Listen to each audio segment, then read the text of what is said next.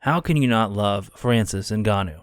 There is a lot to say about his victory over Cyril Gane, but simply put, this was one of the most inspirational performances I've ever seen. Francis went into this fight with his back against the wall. He was counted out by almost everyone, and the UFC was working against him. For 2 rounds, it looked like everybody who counted him out was right. Then, against all odds, he turns the fight around in a way that virtually no one saw coming. But before I get ahead of myself, let's take a few steps back to appreciate the big picture. There were many storylines going into Francis Ngannou versus Cyril Gane. Some were more tenuous than others. A lot was made of Ngannou and Gane's time training together. Specifically, some controversy surrounding a bit of sparring footage and whether or not Francis knocked Cyril down. The media, of course, tried to spin this into a narrative that there was a bitter feud between Ngannou and Gane, even though both men had otherwise been respectful towards each other. A bit more legitimate was the animosity between Francis and his former coach, and Cyril's current coach, Fernand Lopez. That, however, is a far more complicated story, which has been fermenting for months at this point. And even after the fight, it doesn't appear that they buried the hatchet. The biggest story going into the fight, though, was the story of Francis versus the UFC. As has been well documented over the last year, Ngannou is unhappy with the way he has been treated by the UFC. Leading up to his fight with Stipe last March, Francis opted not to renew his deal with the UFC, meaning that the fight with Cyril Gane was the last fight in Ngannou's contract. After Francis beat Stipe and won the belt, the rift between him and the UFC only grew. This resulted in the farcical situation where the UFC booked Cyril Gane against Derrick Lewis for an interim title, despite the fact that Francis was perfectly healthy and only wanted a little extra time to visit his home country of Cameroon. Now, a lot more happened to sour the relationship between Francis and the UFC. They extended Ngannou's contract when he turned down the fight with Derrick Lewis, while Dana openly trashed Ngannou in the media and essentially accused him of not wanting to fight. For his part, Francis has vocalized his displeasure with the UFC and his desire to leave the promotion, citing not just low pay, but the restrictive nature of the UFC's contract and the disrespectful way they have treated him publicly.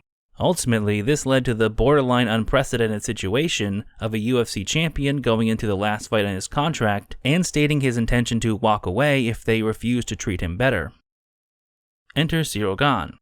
In an interesting twist, the UFC pinned their hopes on Cyril to beat Francis in much the same way that they positioned Ngannou as the Ford Escort fist-wielding destroyer of worlds who was going to dethrone Stipe Miocic back in 2018. What is it with the UFC throwing their heavyweight champions under the bus? If you listen to the commentary team before the fight, Rogan and Cormier were hyping Gane up as a once-in-a-generation talent, the antidote to Ngannou who only had a puncher's chance. The UFC was helped by the media as well. The narrative that Ngannou versus Gane was a match of brain versus brawn was prevalent throughout the analysis of this matchup. Going into the fight, most people thought that either Ngannou was going to get another big knockout early, or Cyril Gane was going to masterfully control the distance and outstrike Ngannou over 25 minutes. In the first 2 rounds, it looked like we were heading towards a Cyril Gane victory. He was doing a good job of using his movement to chip away at Ngannou, then get out before Francis could land big shots of his own. Whenever they clinched up, Gane was also making Francis carry his weight and wearing him down. All of this work appeared to be tiring Francis out as the champ was taking deep breaths by the end of the second round. This was combined with the fact that Francis was wearing knee wraps in the cage, leading the commentary team to question if he was injured, and what his conditioning would be like if he went into the later rounds. That being said, Ngannou wasn't out of the fight. He was putting together a fairly diverse array of headshots, body shots, and some leg kicks. His corner was also giving him fantastic advice that Francis was able to implement effectively, such as throwing an uppercut to counter Gane ducking his head when he entered striking exchanges. The real turning point came in the third round, though. Just shy of a minute into the round, Ngannou caught a high push kick from Gane and landed a massive slam. Francis used his takedown to get top position and even took Gane's back for a moment. He didn't land much offense, and Cyril did get back to his feet after about a minute, but this was a game-changing adjustment. A few seconds later, Francis brought Gane to the canvas again with a judo throw. Then, to end the round, Ngannou scored his second takedown of the fight. After surviving a Kimura attempt, Francis advanced into half guard and controlled Gane for the rest of the round.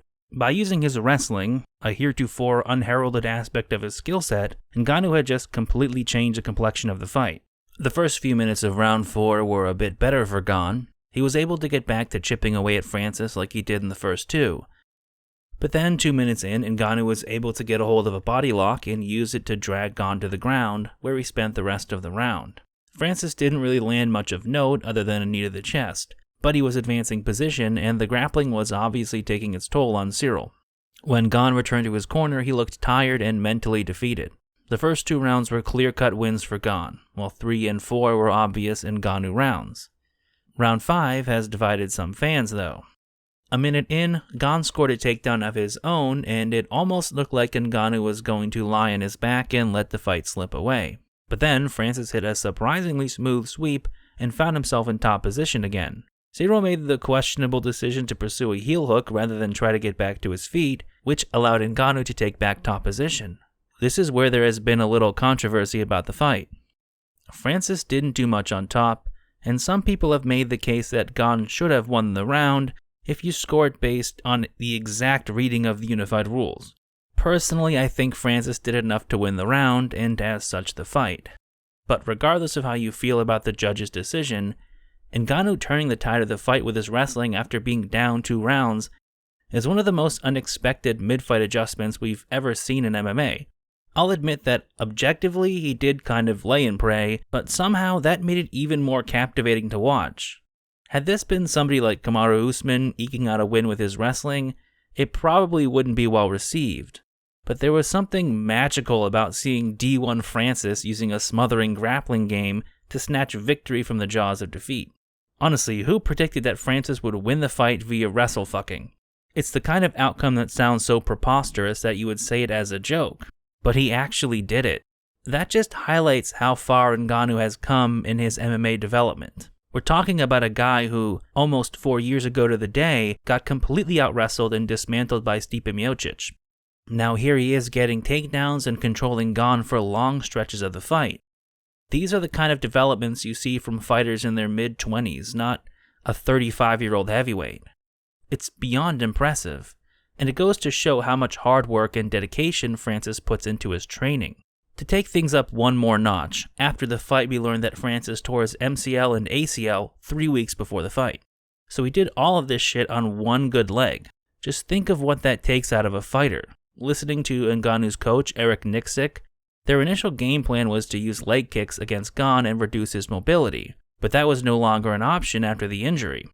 When you think of everything Ngannou was facing in this fight, it's frankly hard to believe. His back was against the wall. He was fighting the UFC more so even than Cyril Gane. He got injured but persevered. He was down on the scorecards but rallied back and won in a way that would have been nearly inconceivable before this fight. If this were a movie, it would come off as far-fetched, but that is what makes Francis so special. Time and time again, he has overcome unimaginable adversity in pursuit of his dreams. And in doing so in this fight, he's accomplished something almost unprecedented. He outplayed the UFC. That is why Dana didn't put the belt on him after the fight and didn't even show up to the post-fight press conference. Right now we're looking at a scenario where the undisputed heavyweight champion of the biggest MMA promotion in the world is willing to walk away.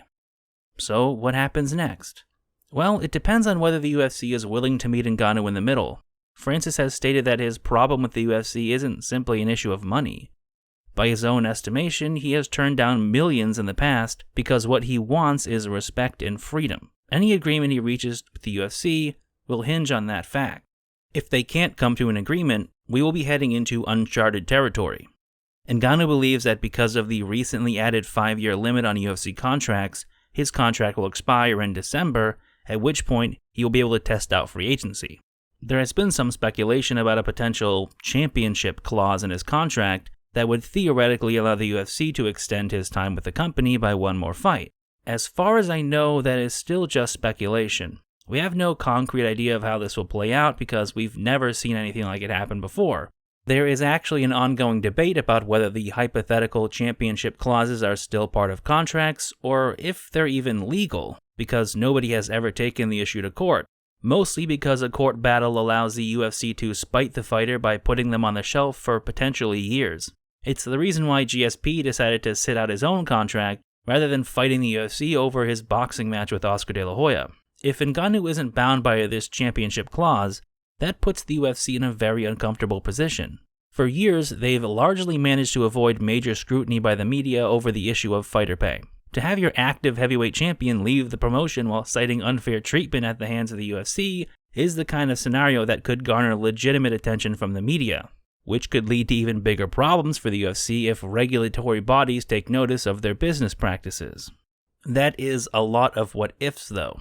Right now, everything is up in the air and we have way more questions than answers. This situation is still ongoing and new information is coming out as we speak. It will likely take weeks or even months before we have anything close to an idea of what negotiations between Ngannou and the UFC look like. If you ask me, I wish the UFC would bite the bullet and do what it takes to keep Ngannou in the promotion. There is still plenty of time for Francis to have some really good fights. The one that immediately comes to mind is a fight with Jon Jones. That has the potential to be one of the biggest fights in MMA history. It would be a shame to lose out on a fight of that magnitude because Francis walked and went to Bellator or boxing. Unfortunately, I think his relationship with the UFC might be too fractured at this point. Ngannou has essentially pulled their pants down on the biggest stage possible, and in the past we've seen the UFC hold a grudge over far less. One thing I can say for certain is that when this is all said and done, I will be making a video about the whole situation. I could probably keep talking about this fight and all the events surrounding it for another 15 minutes, but there was one more fight in this card that I thought was worth talking about for a while. Deiveson Figueiredo versus Brandon Moreno will probably be overshadowed by Ngannou versus Gane, but in its own way it was kind of unprecedented too. Usually when fighters fight for a third time, it's to settle the rivalry. In the case of Figueiredo versus Moreno, their rivalry is even more up for grabs than it was before. Their first fight was a draw, but in the second fight, Moreno kind of ran through Figueiredo. There are exceptions, but historically, the fighter who won the second fight usually wins the third. To make matters worse, it also looked like Moreno had leveled up between the fights. Momentum was squarely on his side going into the third fight. However, Figueiredo had been training with Henry Cejudo and Eric Albarracin. The difference wasn't dramatic, but they clearly honed in on what adjustments Figueiredo could meaningfully make in the time he had. This was a very close fight, and I probably need to watch it 49 times to say with confidence who won which rounds. In the end, the adjustments Figgy made were enough to get his hands raised and recapture the belt. It was little things that won the fight for Figueiredo in my opinion. He reined in his aggression and invested heavily in leg kicks and body shots. While he was technically outstruck, he also dropped Moreno 3 times. In rounds where the striking differential was in the single digits, those knockouts probably went a long way in the judges' eyes. This leads to a situation that might be unique in UFC history. These two have now fought 3 times and are 1-1-1. The only similar situation I can think of is the trilogy of fights between Frankie Edgar and Gray Maynard, which also stands at 1 draw and 1 win for each man, though the context for that fight was much different. With Figueiredo and Moreno, we're looking at a scenario where the 2 best fighters in the division might be fighting for a 4th straight time. I have mixed feelings about that. On one hand, I'd watch these 2 fight fucking 7 times, but on the other hand, making Figueiredo and Moreno fight for a 4th time in a row seems a little unfair to the rest of the fighters in the division. Regardless of how a potential 4th fight between them materializes, it's worth taking a moment to sit back and appreciate what they've done for the flyweight division. It was only in 2018 that the UFC was about to shut down the 125-pound division. 4 years later, and Figueiredo and Moreno have put on what will probably go down as one of the greatest series of fights in UFC history. It's remarkable, really. Outside of these 2 fights, there wasn't a whole lot to say about UFC 270. It was inevitable that the streak of great pay-per-views would eventually come to an end, and UFC 270 was pretty damn threadbare. To the point that some people have taken to speculating that it was part of a UFC plan to lower Ngannou's stock. I don't give too much credence to that idea. The card was just ravaged by withdrawals. There were 3 separate instances of double pullouts, including Ilia Topuria pulling out on the day of the weigh-ins after stepping in on short notice against Charles Jourdain. It was an absolute shit show. That being said, some of the other fights do at least warrant an honorable mention. Michel Potato made some good mid-fight adjustments to deal with the boxing and pressure of Andre Fiallo. I don't really know what his ceiling is, but if he can keep making improvements and working on his fight IQ, there are plenty of fun matchups for him at 170. Said Nurmagomedov destroyed Cody Stamann. I mean, what else could you say about that fight? I would like to see him fight Sean O'Malley, because that would be a crazy striking battle. Michael Morales versus Trevin Giles was pretty weird. For a while it looked like Giles was gonna overwhelm Morales, but Morales just bonked him on the head and got the TKO. He's still very young and seems to have a lot of potential, so it will be interesting to see where he goes from here. Finally, Victor Henry versus Raoni Barcelos was just a really fun scrap. Henry made about as good of a debut as you can. His striking looked sharp and his cardio was insane given that he took the fight on short notice. He's on the older side, so it's hard to know what he can do in the division long term, but he's definitely somebody to keep an eye on. As always, I want to thank you for watching the video, as well as liking, commenting, and subscribing. And a special thank you to my supporters on Patreon who help make these videos possible. Thank you. Totally Not Bent Pixels, Fightback CBD, Ryan Cedor, Dan Thomas, Mike Roballs, John Wong, Christopher Jackson, Big Raj Heh Homeless as Fuck Man Mans, Firebrand, Trey Bowles, Sneps, I Said No Cops, Paulo Gomez, Alex, Kyle, Hassan Jokai, Tambi Helmick, The Son of Man, Neem, and Kevin Howard.